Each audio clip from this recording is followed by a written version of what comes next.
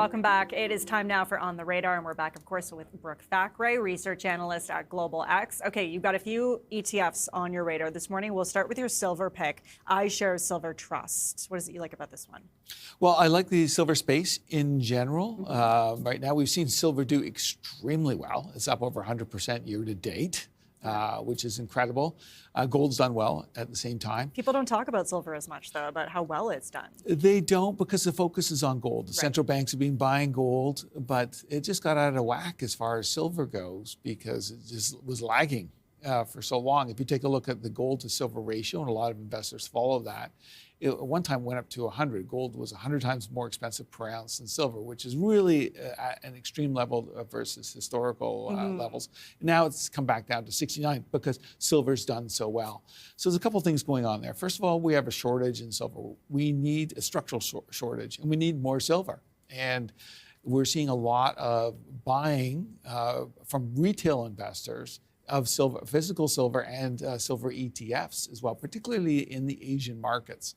And that's really pushing the price up. And there's in the retail space, there's a lot of investors really trying to squeeze the price at the same time to move higher. So we have a shortage, demand's been increasing, and it takes a long time to bring on new supply for silver. So it's really the demand that's driving it at this point. And it's actually heating up. Now, I do want to say, a lot of investors will look at this and go, you know, it's gone up 100% so far.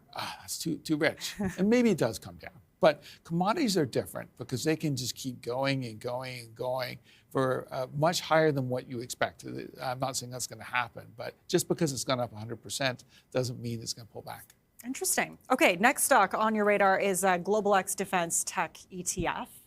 So, I mean, defense spending has been a big topic of conversation this year, particularly in Canada. What is it you like about this ETF? Well, for full disclosure, first of all, I do work for Global X. Yes. And I think this is a great space because we are seeing increased geopolitical tensions around the world. It's possible we could see a peace deal with Russia and Ukraine, and that would be a good thing.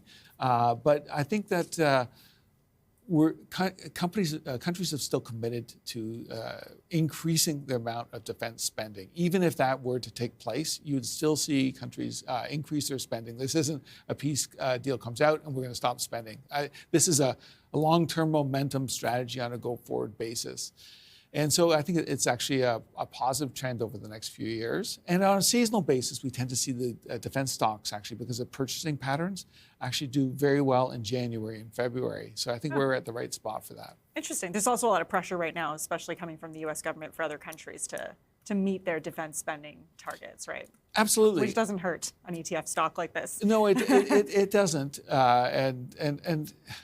And even if we did get that Ukraine-Russia peace deal, the U.S. is still going to be putting pressure. Yeah. And there's still the potential for other conflicts around the world as well, unfortunately. Yeah, for sure. Okay, your final pick, State Street SPDR portfolio S&P 600 small cap ETF. Yes. Tell me about that. I mean, we were talking about a little bit about the small cap sector earlier, but what do you like about this one? So small caps, I think they've underperformed since 2021. So what you saw was after the whole COVID comeback, small caps did really well. But with the Mag 7, the big cap stocks taking over, really driving this market technology, we saw that really outperformance, that narrowing of breadth. And as we rotate back into a wider market breadth position, we're going to see the small caps actually start to benefit from that. So I think that's going to be one of the places when the market starts to broaden out here that's going to receive funds. And also as well, if we do see tech, as we talked about earlier, start to lose a bit of its shine and some of the money flow out of those sectors, then we're probably going to see some of that money flow back into the small caps.